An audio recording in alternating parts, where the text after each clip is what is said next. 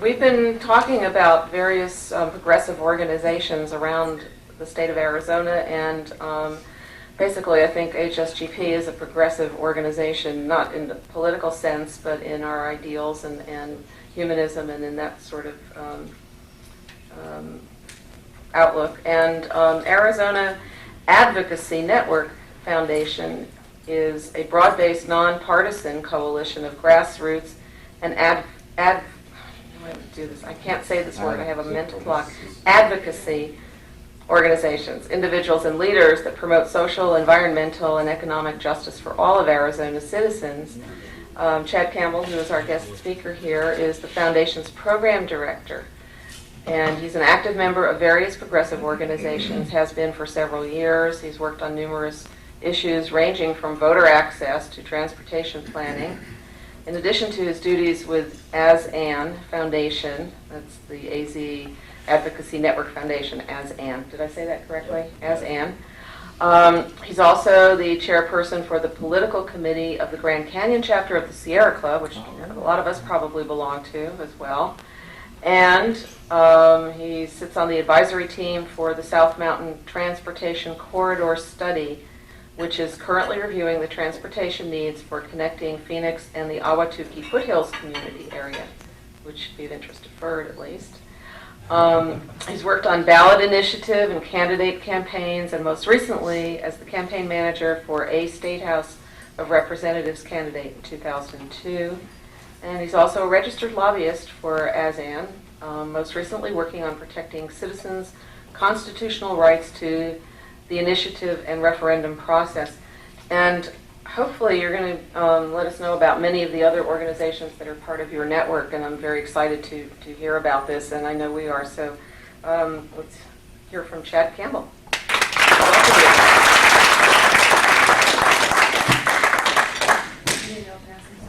If you want to pass this out, great. Grab some volunteers. Who else want to volunteer here? And one of the things I'm passing out is probably going to be useless to most of you because you've already voted, it looks like. So, but it'll be good reading for you. Let me go ahead and get started. My name's Chad Campbell, as was just mentioned, and let me apologize first of all because I actually hurt my neck severely yesterday, so I'm on pain medication right now, and I'm having trouble moving side to side. So if I'm moving kind of awkward, that's why. I heard it pretty bad yesterday, so I just want to give you guys a heads up on that. I'm also handing out a brochure about our organization that gives you guys a little bit of background information about the foundation and kind of what we are, who we are, and what we do. And I'm going to talk a little bit about the organization today, a little bit about the upcoming election too. I think we need to talk about that somewhat, and a little bit about what's going on in Arizona. And I actually want to kind of take questions towards the end if possible, because I think sometimes that works out better. People learn more when they get the questions answered that they really want to know. So give you a little bit of background about the organization though. We've been around for about 3 years now officially. As was mentioned, we are a progressive coalition statewide. Some of our member organizations include the Sierra Club, League of Conservation Voters, Planned Parenthood, the Native American Community Project, Arizona Hispanic Community Forum, Protecting Arizona's Family Coalition, for those of you that have heard of that group. They work for healthcare and social services funding. Some of the other groups that we work with include, I'm trying to think of some more here, the Alliance for Peace and Justice, and we work with many progressive organizations across the state. Friends of Flagstaff's Future, Flagstaff Activist Network, American Friends Service Committee down in Tucson. We have about 27 member organizations right now, and we're growing. And I think probably we're going to be growing by leaps and bounds here in the next couple of months. It's some inside information. There are probably going to be some changes with us, and we're going to expand pretty rapidly here in the next couple of months. But how we came about and why we came about, pretty simple. We came about because, first of all, there's been a shift ideologically in Arizona over the past 10 to 15 years, and it's gone to the more conservative side of public policy and social agenda in general. And a lot of us in the progressive community that were involved in organizations and political activism and Advocacy, we realized that the more conservative side of the table was working together very efficiently, and those of us on the progressive side were not working together as efficiently. And really when we kind of woke up to this was when we worked on the clean elections law in 1998, getting that passed in the state. A large group of people came together for that campaign, and they actually got it passed, which kind of shocked the nation, let alone Arizona, because a lot of people thought we wouldn't have a chance of passing an election reform law in Arizona that was that progressive.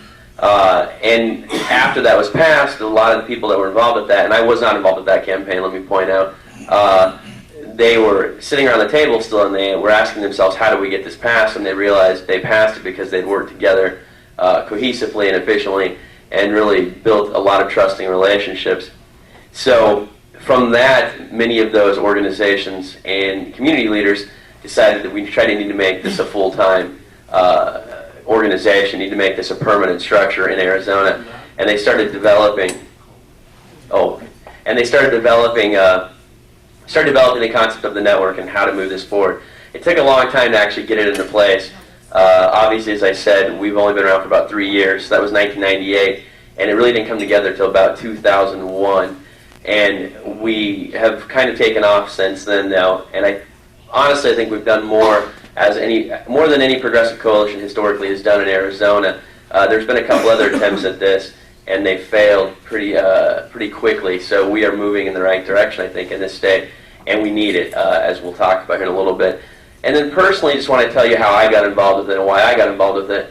I worked on a campaign with the Sierra Club in 2000.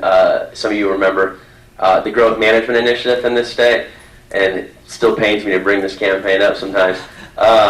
We had a very positive public approval rating when we started that campaign, about 70-75%. And as time went by, and the developers and some of the other opponents of that initiative put a lot of money into it, the paradigm shifted and the support went away. We actually ended up losing by about 70-30%, I think it was. And we ended up, after that, really kind of questioning ourselves and where we went wrong, me personally especially. And it hit me kind of at that point that we hadn't really brought together a broad range of kind of a diverse group of people in a broad coalition to work on that campaign. We had really got the traditional allies in the conservative or in the conservation community, but nobody else outside of that community. And for me, it kind of was an eye-opening experience in terms of I think we need to start opening up the tent, so to speak. That's the new catchphrase these days, and broadening it and getting more people involved with campaigns like this and really making them see why it's important for them to be involved with this kind of movement. And that's when I heard about the network, actually. Myself and the director of the Sierra Club was involved with the network from the beginning, so she kind of got me pulled into the network, and then I just really went from a volunteer to a board member to now kind of running the show. So it was a personal journey for me as well. But I think the importance of the network and why we have succeeded or are succeeding, we have a long ways to go, obviously, but we are succeeding because I think that finally most of the people in the progressive community, most of the organizations in this state have realized that we are losing the battle in this state. And I don't want to sound pessimistic, but we have been since the early 90s. And if you look at these recent elections, the primary elections in this state, we lost a lot of ground from the progressive side of things. And it really is something that's disturbing to see, and it's kind of frightening to see, because we now have basically a very ideologically driven legislature down there, more so than in the past sessions, which is scary, because usually we've had that for years now. But this is going to be probably one of the most, I think, excruciating sessions we've seen in a while this next 2 years. And I think you're going to see a lot of battles and kind of lines drawn in the sand between some of these more conservative legislators and the governor's office and some of the more progressive legislators down there, because they're going to try to set themselves up for the 2006 election, which I'll talk about here in a minute too. But I want to focus on that for a minute and what the concern is with the legislature we have, and not just the legislature, but some of the other people. If you look at who's running for attorney general in the county here, it's the same thing. You have somebody on the Republican side of the ticket that's very ideologically driven. He's very conservative. And the person on the Democratic side of the ticket is probably he's probably to the extreme in some other regards. But we are seeing that more and more in this state, and I think it's important that we start recognizing it. We're seeing the extremism we're seeing the extremists get elected into office here, and the primaries were a perfect example of it. And why is that a bad thing? I mean, just for the pure sake of just logical argument, these people do not want to look at facts when they get down there. It is a completely ideologically driven agenda for them once they get into office down there. And as a lobbyist, I see it all the time. And when you go into an office with somebody and you talk to them for a half hour, you give them the facts, you give them the numbers, you give them the proof that they need to vote some way, and you have not moved them an inch. It's very disheartening, and it's very scary too, because they just don't want to look at what's the reality of the situation is, and they don't really even connect, I think, a lot of them with real life. And I know that sounds strange, but it's really the truth. They just don't have any clue what the average person goes through in life. And if you look at the ballot measures this year, something I want to talk about too. I brought that voter guide. Again, most of you voted, so I'm probably too late. But if you look at the ballot measures this year, all of the ballot measures that are statewide this year have been referred to the ballot by the legislature except for Prop 200. That was the only one that was citizen-based initiative. And there are a couple of the measures on there, Props 101 and 104, that are aimed at pretty much killing the initiative process in this state and really taking out direct participation by the citizens in the legislative and the lawmaking process. And this is an agenda for them, and this is something that we see every session down there. These two measures got through the legislative sessions in 2003 and 2004, but they were part of a broader agenda. There are actually 14 measures that were introduced between 2003 and 2004, pretty much aimed at significantly harming the initiative process or killing it altogether. I bring this up because this is part of an agenda, and most of these people down there vote for these things not because they think about what they'll actually do, because they're told to vote that way. And if you go to a website, I'll give you, and money, of course, yes, of course. But I want to give you a website that kind of spells it out for you. If you ever check out a website called ALEC, www.alec.com. Alex, sorry. Alec's a good one. I'm going to throw that in. Alex, sorry. Yeah, ALEX. It's called the American Legislative Exchange Council. There's two of them, and it's a very, it's an ideologically driven website, and they basically spell out for state legislators around the country what the conservative movement wants to do. And it's really interesting if you go to that website and look at their agenda. I guarantee you'll see probably 50 to 75% of the things on that website being introduced every session down at the Capitol. And that is part of the problem in my eyes, because a lot of these people that are down there now that are elected, they really don't think things through. They kind of do as they're told, so to speak. And I don't want to sound like that sounds like a conspiracy. That's not what I mean. But they are just so driven by their ideology and some other of their values that they consider important. They don't really think about the facts. And that's something that I think is key in what we need to recognize on the state, is what I guess I'm getting at. And we need to start spreading the word about that, because a lot of people don't understand what's going on in the state, and that's something else I'm learning. A lot of people go down to their polls on Election Day, vote their ticket, vote their party, vote all Republicans, all Democrats, whatever, and they don't really pay attention to what's going on. And as I mentioned, the problem with the primaries in this state and the problem with the way the districts for the legislature are drawn up right now, you get the extremists through the primaries most of the time. And that goes for both. I mean, you do get a lot of the more liberal people as well as the more conservative people, and you lose out on a lot of the moderates. And I'm not saying that's a bad thing in terms of the liberal side of it, but you do get a lot of the conservatives through, because usually what happens is the conservative base comes out to vote more often, and also you have a bunch of moderate candidates running against one, maybe two conservatives tops, and they split the vote up, and that happens a lot. And people just don't realize what's going on. And for anybody that lives in Ahwatukee, they probably saw this firsthand with the Slade Mead campaign down there and John Huppenthal. Slade Mead was a very moderate Republican. He sided with the governor on some of the issues in the last couple sessions. Actually had an A+ rate, had the best rating of any legislator down at the Capitol from the Sierra Club. And the Republican Party, his own party, went after him in the primary and took him out with a very conservative legislator that's been in politics for a long time. We know where he stands on things and how he votes, and he is one of those ideologues. And it was very, very troubling to see what happened. He lost by more than 2-to-1 margin in the primary. And it was one of the most effective campaigns I've ever seen run, and he still got beat by that margin. And it was because, again, we just could not get out the moderates and the more mainstream Republicans to vote because they don't recognize the threat. And that's my assessment. And that's the problem, I think, with the state is people don't recognize the threat and the true nature of what's going on. And it's at every level of politics, not just state. It's also, I'm seeing it in cities and counties. And this is a state where we're growing very rapidly and things are changing. And unless we really change the direction of politics and public policy and kind of chart a new course, I think we're in trouble in the next 10 years. I think we're going to have an eye-opening experience in this state.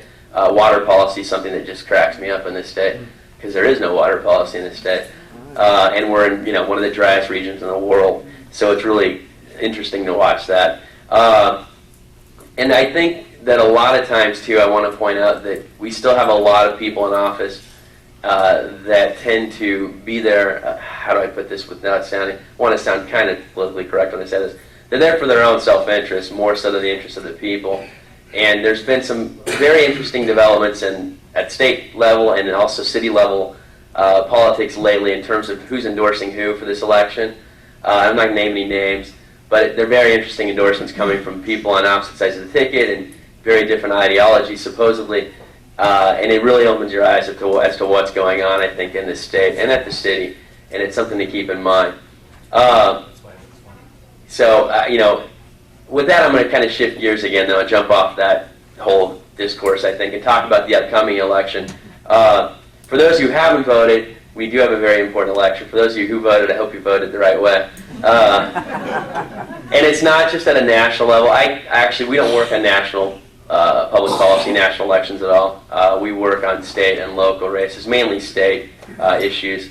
And one of the biggest things I think that we're looking at this year are some of the propositions, and they often get kind of lost in the mix during a presidential year. Obviously, you've probably heard about Prop 200, I think. Most people have at this point, and Prop 400. That's the two big ones. But there's a few other big ones, too, that are very important this year. Props 101 and 104, like I mentioned, I think they're actually two of the most important measures on the ballot, if not the two most important measures on the ballot. And I say that because Prop 200 is probably the most harmful, I think, and most damaging and most divisive measure. But I think that in the long run, Prop 200 is going to get thrown out by the courts, regardless if it passes or not. And that, don't get me wrong, that's not a justification to not work against it in our eyes, because it's going to cost us a lot of money if it does pass. But Props 101 and 104, if they do pass, are really going to effectively kill the initiative in this state. And we use the initiative to really kind of keep the legislature in check in this state. We got MLK Day out of it. We got the Heritage Fund, clean elections. We banned cockfighting with the initiative process. And these are things that the legislature would not do. We fund education and healthcare with the initiative process. And if we lose that power, we're going to really, I think, see even more ideologically driven legislature try to push through their agenda down there, because they really don't have to worry about us anymore. So I think that's something to keep in mind. Another big one, too, is Prop 100. That's another state trust land measure. And I bring this up, first of all, because we are opposing it. But I bring it up even more importantly because this is, again, kind of goes to the mindset down at the Capitol, down at the legislature. This has been referred to the ballot now 6 times. This is the 6th time. We voted it down 5 times, and they just keep coming back with it every 2 years. The reason why is because the developers want this on the ballot, and they want to get this thing passed. And they just won't take no for an answer. They keep coming back every 2 years with the same measure. And it's gotten to the point, it's almost ludicrous at this point. But it shows you what kind of mindset is down there and really what they care, or how much they care about the will of the people. And a lot of them just don't care that much about the will of the people. So I think that's something to keep in mind. And the ballot measures, I think, are very important too, because I bring this up as well because as a whole, the state of Arizona, we vote more progressive on ballot measures than we do on our legislators. And that's, again, because of the way the district lines are drawn up with the legislators. So it's interesting for me to watch ballot measure campaigns because it does show, I think, the true kind of mindset of the people of Arizona. We're much more progressive. And if you look at statewide elections, we have a governor who's a moderate by, I think anybody would claim she's a moderate. I don't think even the far-right people could not try to label her as a liberal. We have a Democratic Attorney General. And I don't like the party labels, but I point that out because people always think of Arizona as a very conservative, far-right state. And I don't think that's true. I just think that we've been kind of gerrymandered in terms of how our districts are drawn up. If you look at statewide elections, we're much more progressive than a lot of other states in the country. And that's something to keep in mind. And in 2 years, hopefully, we'll have new lines drawn up for the legislature, and things will start changing. So keep your eyes on that. Hopefully, that'll take place. But the other thing I want to talk about, and then I think I want to take questions more, because I want to just kind of get the feel for what you guys want to know about. In terms, again, going back to what we need to do, I think moving forward from here, and that's the question I get oftentimes from people, is how do we change this? I'm not quite sure if I had that answer. I'd probably be doing a different job and making a lot more money. But I think that we need to start just kind of talking to your friends and your neighbors and really getting out, or kind of conveying what's truly going on in the state. It's funny to me because people don't realize when you talk about the people in power down at the legislature, when I'm out talking to people, even my friends and my family, they don't realize that there's a very small group of people, mainly from smaller areas in the state, from the more rural areas, or the East Valley in the county here, that really run that legislature. And they don't really recognize that. And until you tell them, they don't even believe you a lot of times until you kind of really have to spell it out for them, give them proof. But they're shocked by that. Once you get down to that and kind of cut off all the shade from that, and they realize who's running the Capitol down there, they really do look at that and realize that there's something that needs to be done in the state, because they do not represent the majority of Arizonans and the mainstream Arizonans. And that is the problem. And so I think something we need to do is start talking to people you know, your friends, your family, any chance you get to write a letter to the editor. I mean, I know it sounds simple, but it's simple things like that start to make the change. And I think that we have to start making this change in Arizona, because if we don't soon, we're going to be in trouble. And I say that both all across the board, socially, economically, environmentally. We are, I think, 2 or 3 bad moves by the legislature away from disaster in the state. The alternative fuels fiasco put us in the hole for years. We're still paying for that thing. And I guarantee you there's other things down there that could happen just like that could bankrupt this state. And there's a lot of people that want to open up public lands for development and mining and exploration. And with the current federal administration we have, you get those two working together, it's not that far-fetched. You look at the Healthy Forests Initiative, that's a joke in all honesty. That is just a giveaway to the timber companies, that's all it is. And the legislators down there, they don't want to fight. I mean, it's a federal issue, but trust me, they support that fully. And it's issues like that coming down mandated from the feds that they back. You look at the, no matter, I don't know where you stand on this issue, but you look at the ban on gay marriage. You look at the legislators last session actually trying to pass a postcard to send to Congress supporting the ban on gay marriage. We have more important things to deal with in this state than writing a postcard to Congress about banning gay marriage. I mean, it's just as simple as that. It's ridiculous that they actually took 2 weeks out of their time to fight this when we have the budget problems and the other problems we have in the state. And that is part of the problem with the legislature and federal policy right now too, federal politics I should say, is they are using the politics of divisiveness to really keep people, I mean, we're more divided and more polarized in this country and in the state than we've ever been, and that's good for the more conservative aspect of public policy and those politicians that lie on that side, because it kind of gets people away from what's truly going on and what truly needs to be addressed. Going back to just thinking again about the gay rights thing, that last debate with Bush and Kerry, the next day all they focused on was the fact that John Kerry brought up Cheney's daughter, and because they didn't want anybody to focus on the fact that Bush really got killed on the debates around the issues in that debate. And so they focused on the fact that he brought up Cheney's daughter. Again, it's just the politics of distraction and divisiveness, and that's what they like to do because it does keep people, it keeps us preoccupied. It keeps people, they don't focus on what's going on in true public policy, what needs to be addressed, and that's a win for them. It always is. So you got to keep that in mind. It's not just that just doesn't happen at the federal level, it happens at the state level, the local level, and that's what I wanted to point out. Prop 200 is a perfect example of this. That proposition is such a ridiculous piece of legislation. It really is. The intent might be, we do need some immigration reform. I think everybody in the state would agree with that, no doubt. But this is probably the worst piece of legislation I've ever seen written in my life. It has so many loopholes and so many provisions in it that will just literally bankrupt this state if it passes. And it's probably one of the most destructive things I've ever seen come down on the ballot in Arizona. But what is frightening is it has support, a lot of support. And it's again because they're using illusions and smokescreens as to what this truly is. They call it immigration reform. People see that, they want to vote for it. But it's not immigration reform. It has nothing to do with immigration reform. If anything, it's going to make illegal immigration worse, not better. And they are using smokescreens to fool the people. And that's what they do. And until we start getting through that and start really calling them out for that and taking them to task, I think we're going to keep losing. And there's a lot of people are recognizing this now, that we do need to start really calling them out and holding them accountable for their actions. Because one thing I'm really tired of too, sorry now I'm going off on a whole different tangent here, but I see political mailers all the time, campaign season, from candidates that literally vote against education funding, healthcare funding, any type of funding that will help out kids, lower income families. They vote against it time and time again, and then they'll send out a mail piece to the voters saying, I support family values, yada, yada, yada, and people buy it, and they don't support it. They've co-opted the word family values, and they don't support family values at all. Only, as long as it's their family, that's the only people they care about. They don't care about your family. And until people recognize this, they're going to keep winning. And that's why I think we need to start really holding these people accountable for their actions and calling them out when they vote against an education bill, when they vote against a health care bill, because they do it all the time.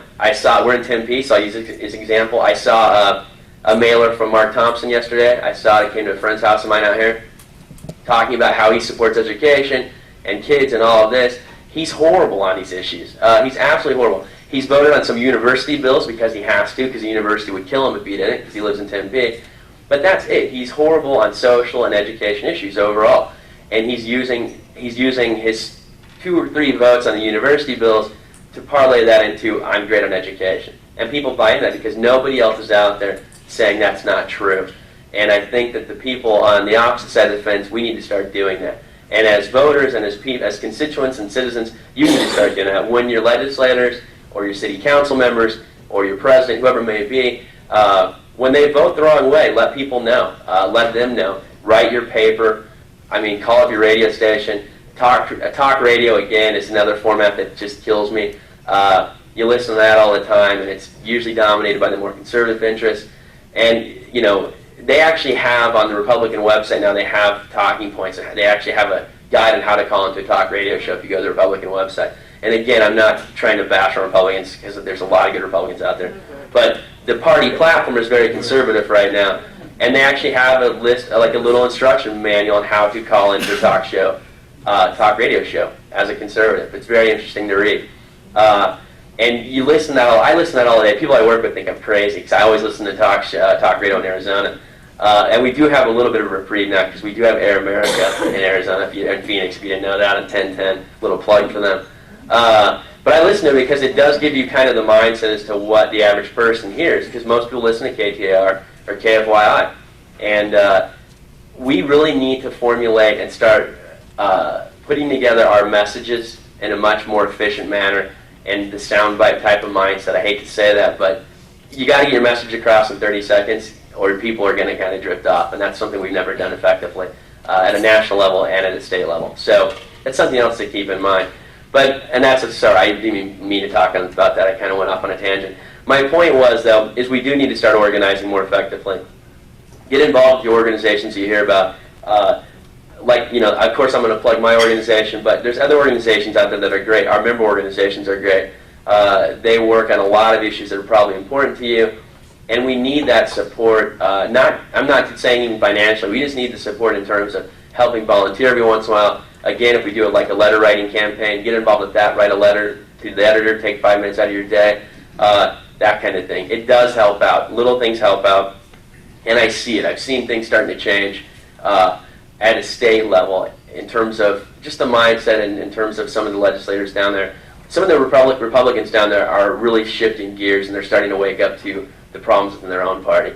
And they recognize what's going on. And you talk to them, and it's a very eye-opening conversation with them because they're very intelligent people. They're not the ideologues, and they want to change things. So there is movement afoot in the state of Arizona, and I think if we keep working on this as a progressive community and really reach out across the table to people we traditionally don't work with, such people as Modern Republicans and other groups like that, we'll build bridges and we'll find a lot of common ground, which is something that I like to just kind of end with, is part of the problem with progressive community in this state has been historically that we've always fought over certain issues and not been able to come to the table together and work on the issues we need to work on. Perfect example of this is Prop 100, that whole concept of state trust land exchange. The education people support something like that. Conservation people oppose it. Growth management type of stuff, conservation people support it. Labor people oppose it. There's reasons why, and there are valid reasons on all sides for opposition or support to these things. But it's deeper than that. The point is the way the state trust land system is set up in the state and the way the status quo has been maintained with that system. Again, this helps out the conservative mindset because it does divide the progressive community. You're not going to get education and environmental groups working together on this issue until we come up with something that's more comprehensive, and they won't allow that. And that sounds again like a conspiracy theory, but that is the truth. They want this to be maintained. It helps keep their power in check. And so that's why we need to start working on the issues we can work on, because we have plenty of things we can work on together. And then that'll take us a long time, trust me. Once we get to that point where we've actually succeeded in that realm, then we can jump to the issues that we have disagreements on and hash those out. And that's the key. And that's something I think that people are starting to wake up to. There is, for example, there is slowly building a very strong and trusting bridge between the labor community and the conservation community in this state. And I think over the next couple of years, that's going to be a huge force in this state. And when that happens, I think things are going to change pretty rapidly. But that's really where I like to end. It's just keep in mind that little just tidbit of that like catchphrase is we have a lot of things we need to work on together. There's plenty of things we don't agree on, but we have more that we do agree on. Let's work on those first, and then we'll get to those. We'll cross that bridge when we get to it, so to speak, and work on those issues. And I guess I'll just take any questions or comments about anything in terms of public policy issues. Yes? There are dozens of activist groups, even just in Tempe. Yeah. But they don't talk to each other. One doesn't know what the other's doing. What can we do about that? Well, I'll tell you, because you're talking about, like local groups within Tempe, and that's true up in Flagstaff, Prescott, Tucson, wherever you may be. There is an idea being floated around by us and another organization we work with. Like I said, there's going to be some changes probably in the near future with us, kind of rapid expansion. We're actually trying to create a system where we could create localized networks for those smaller groups that, that don't necessarily have to be involved with the AFL-CIO, but if they could work with the Block Watch Association, whatever it may be, I'm just throwing out an example, but a small group down the street, they could change something within their own neighborhood and they don't have the capacity or even the means to communicate with each other. We're trying to figure out a way to kind of facilitate that. And we've seen it. There's actually some work in other states being done on this. We're kind of watching how that goes, and we're going to try to make that happen in the next year, hopefully.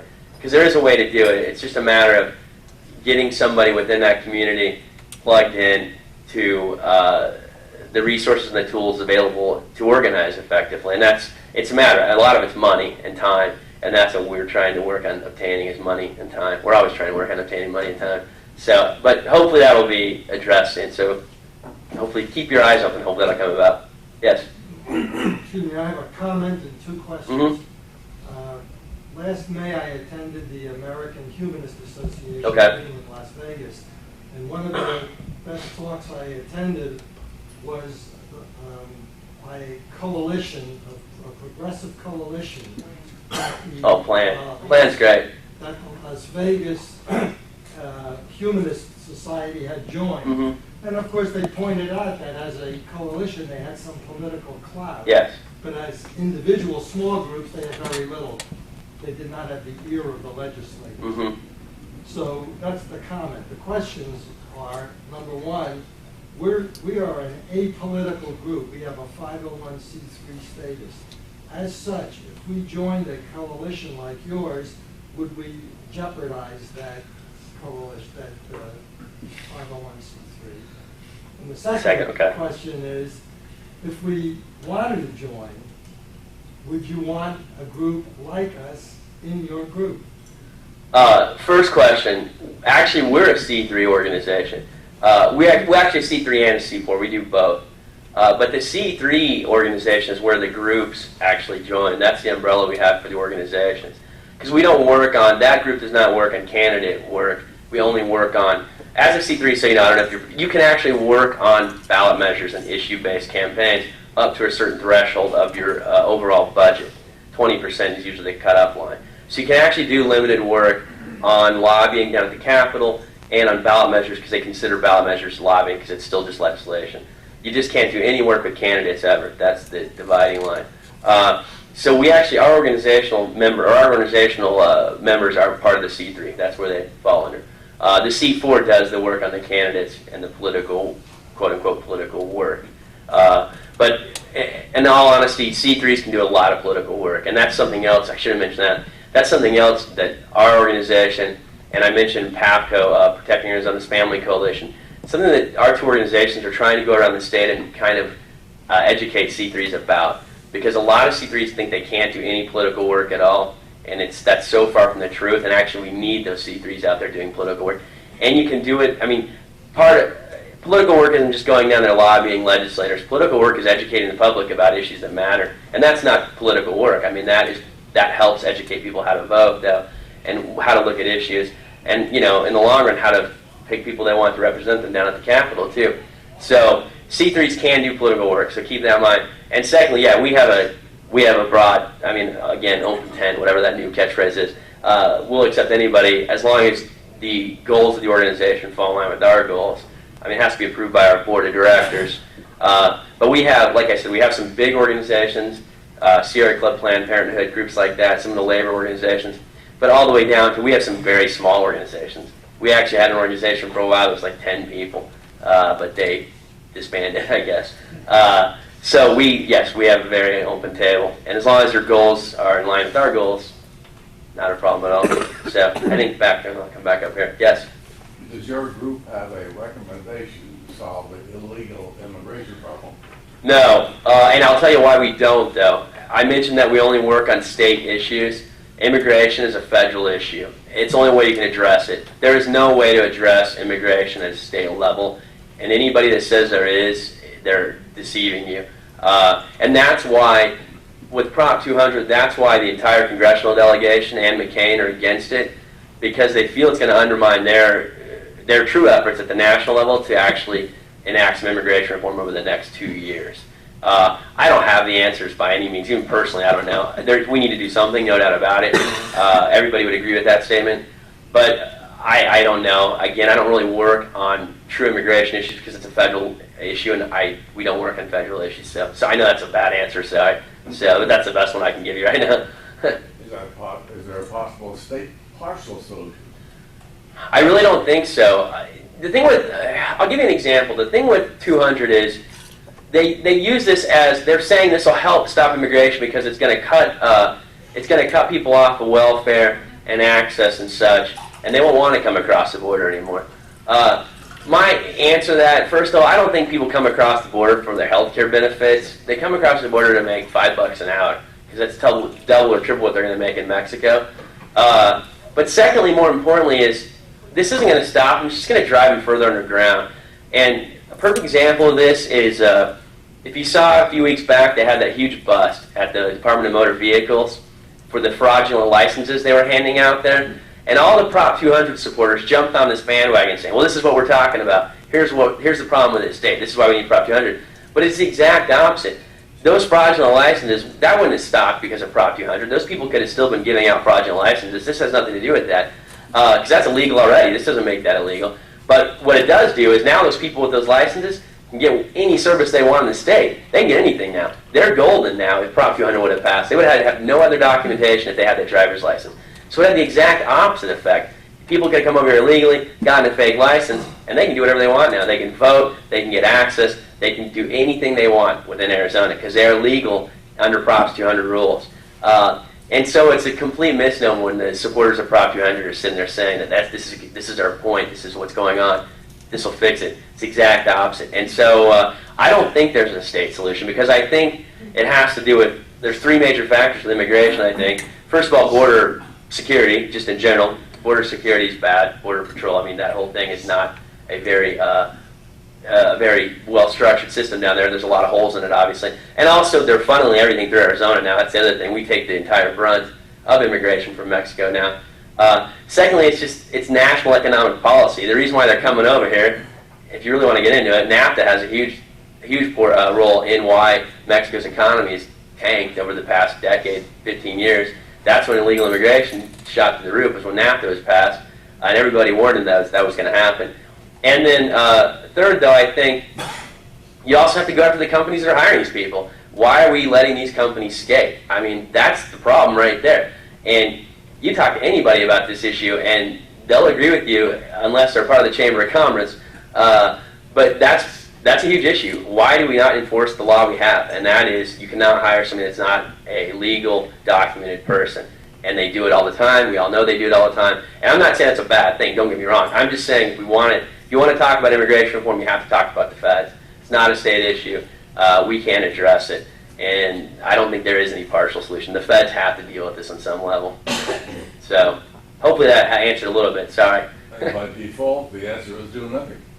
At a state level, the answer to me is probably do nothing. It really is. Enforce laws we have. Again, part of the problem too with this Prop 200 debate is they say that access and welfare is being sucked dry by undocumented individuals.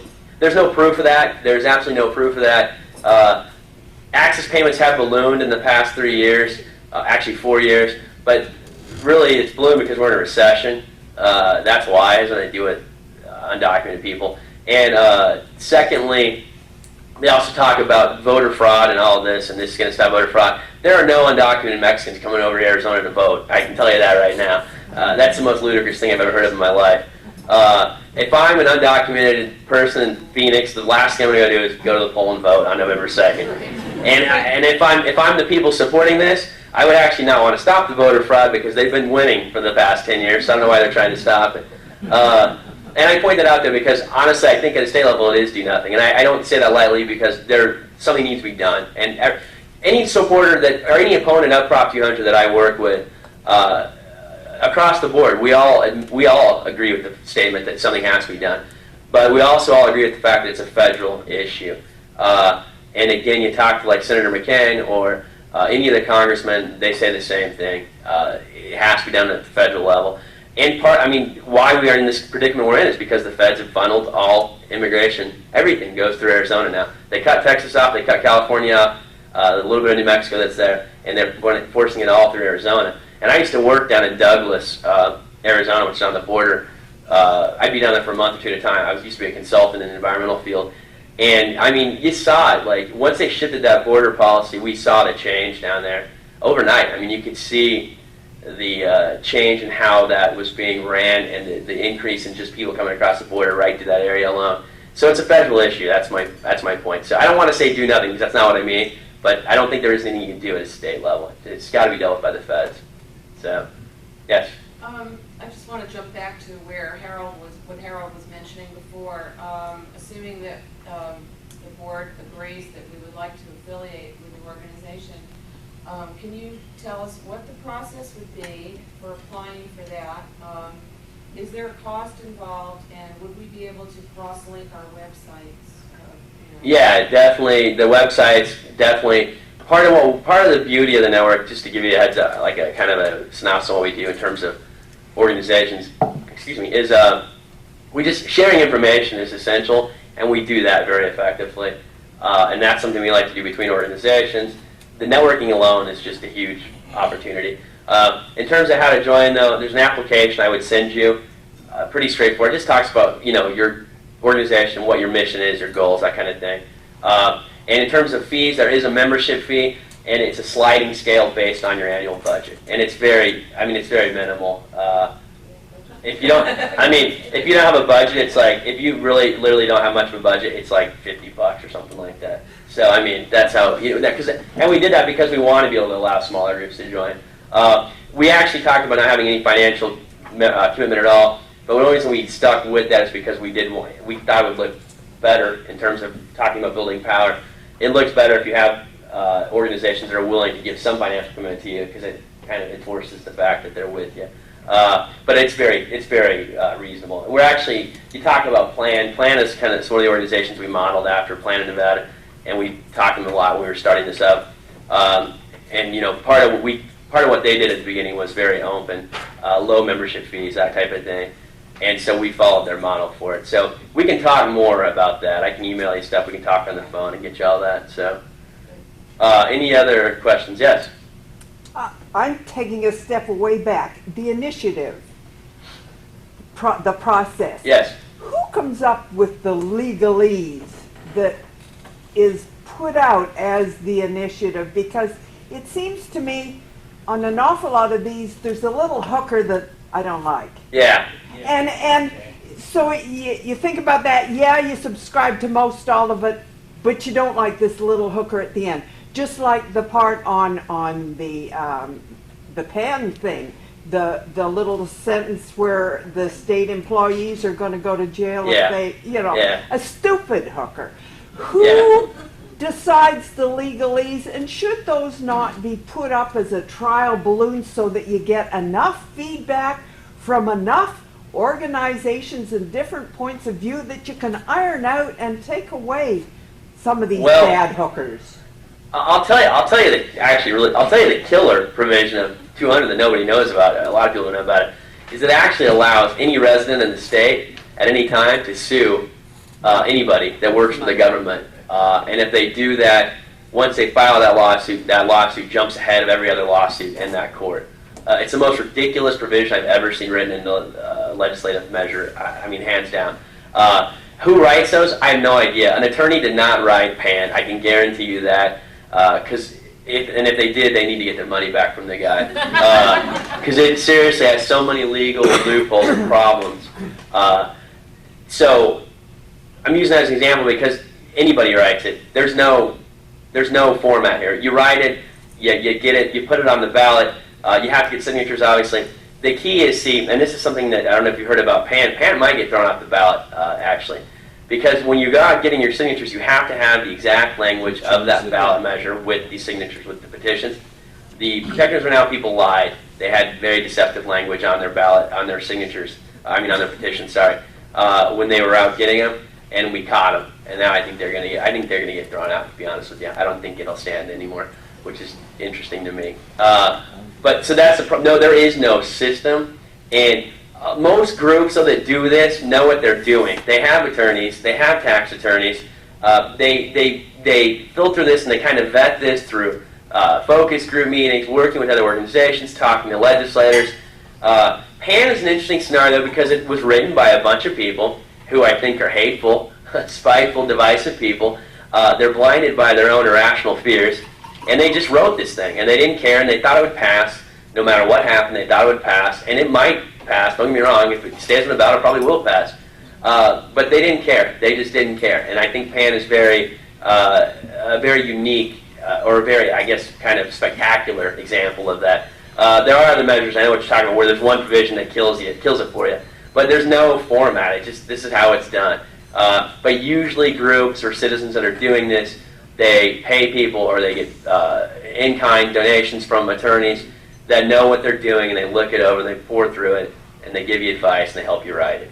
PAN, as Grant Wood said the other day on KTAR, he doesn't think an attorney ever looked at this until the opposition looked at it, and I think he's right. I don't think they ever had an attorney look at this thing, ever, and it blows my mind. But so there's no system, though. I don't know what there really isn't. It's just that's how it works. Yes, but the really dangerous thing is, thanks to the legislature monkeying with some of the previous initiatives, then the voters went and passed the initiative that says you don't monkey with them at all. So you can't even clean up like the clean elections law.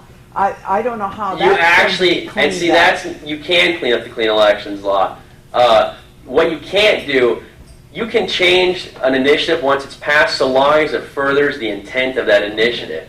And see, you're saying that because you've heard these legislators down there saying, we can't change the clean elections law. Because these are the same people that were backing Prop 106 that wanted to repeal the clean elections law. Jake Flake, his nephew, was the one running that campaign. And he's in charge of the committee that would have introduced those bills to fix clean elections. He won't let them be introduced because he wants to repeal it.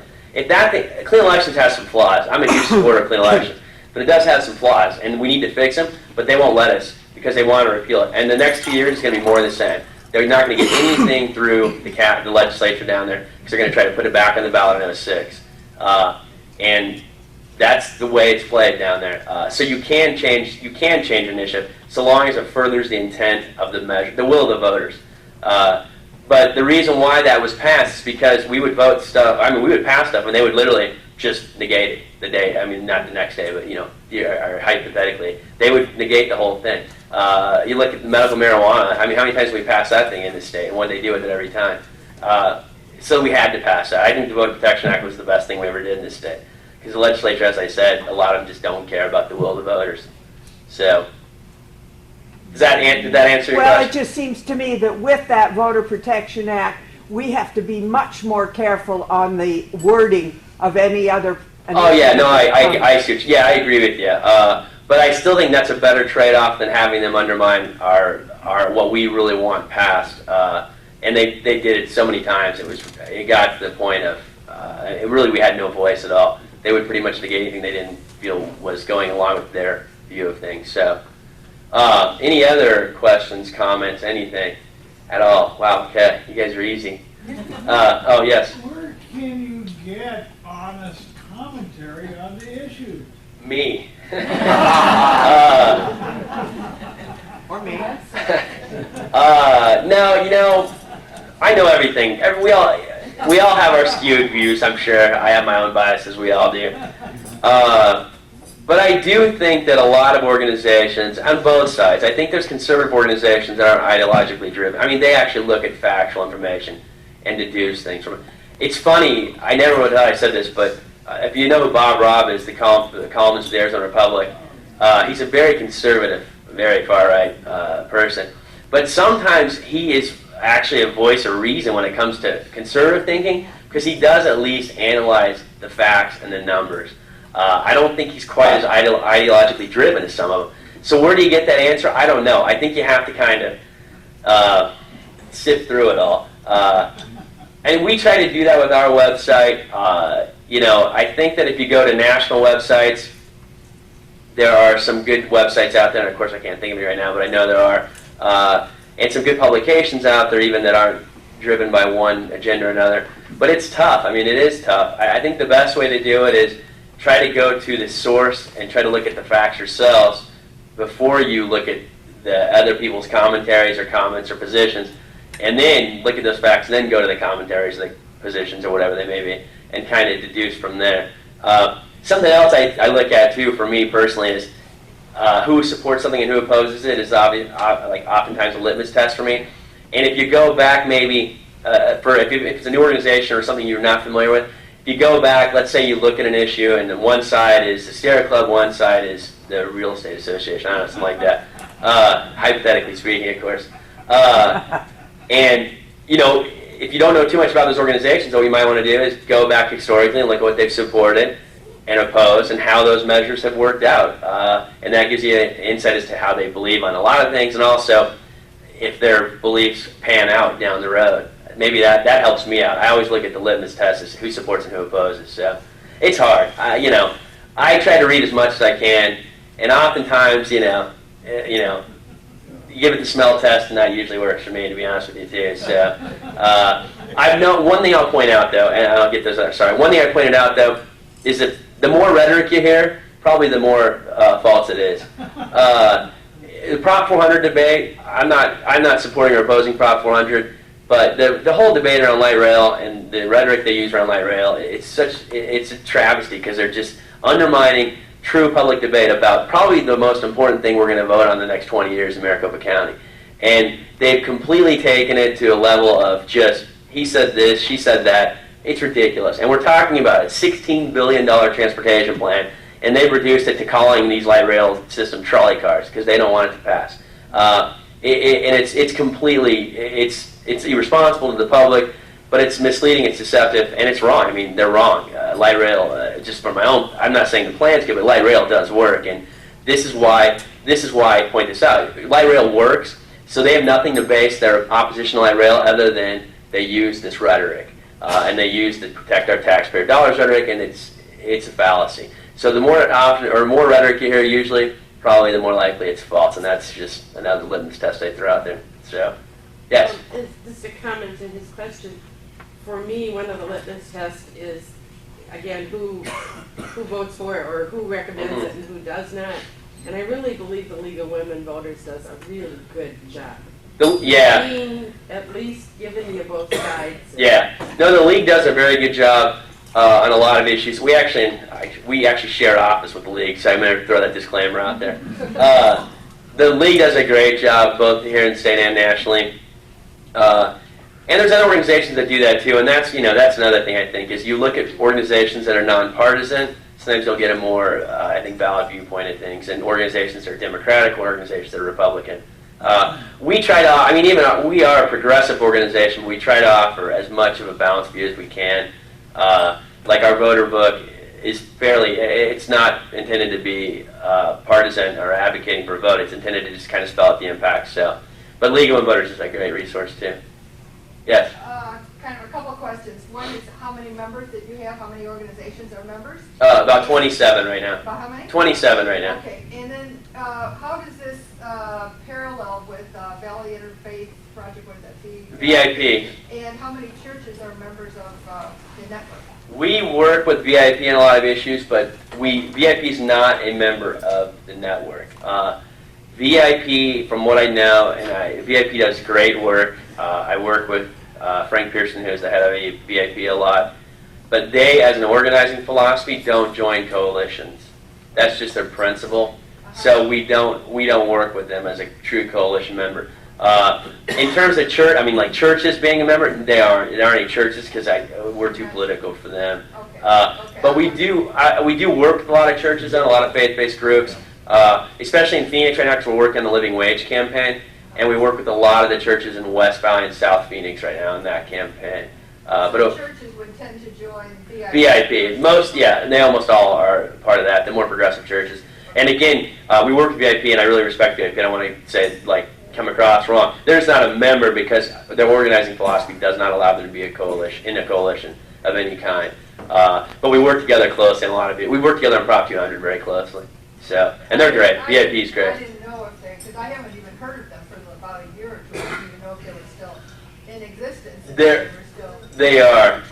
I thought they worked towards local issues, but they're pretty much church-based, aren't they? That's what I was going to say. They are very organized, and they're very much here still. But they really do work within the church structure for the most part right now. From what I know. But they didn't start out that way. But I don't think so. I don't want to go down. I don't work for VIP, so I don't want to try to go down that road. But they work very effectively within the faith-based community. I know that, and they do an amazing job of it. And we work with them closely. We work with them in clean elections too, closely. So, did anyone else? I thought I saw one more hand there, and then okay, guess not. I think I'll end it there then. Hopefully, I didn't bore you guys too much, and hopefully, I made sense because my pain medication has been rolling through my head here the whole time.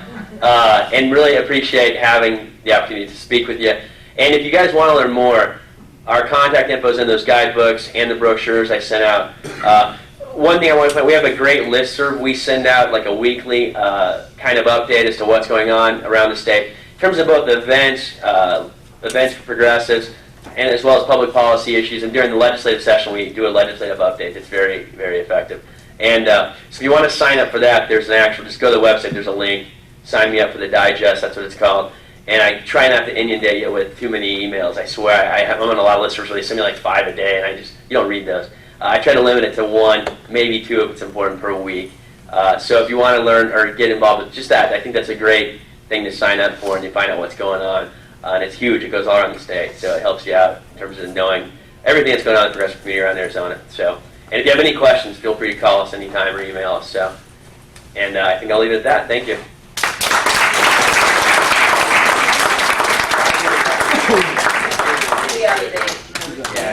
Hang on, everybody. Hold on. We have one more thing, Chad. We're not members yet, but you can go back and show this to your board. Great, thank you. That's yours for keeping. Thank you. Enjoy. Okay. So we'll If you appreciate the Humanist Society of Greater Phoenix and would like to see more, then subscribe to our channel and check us out on Patreon. Links are in the description.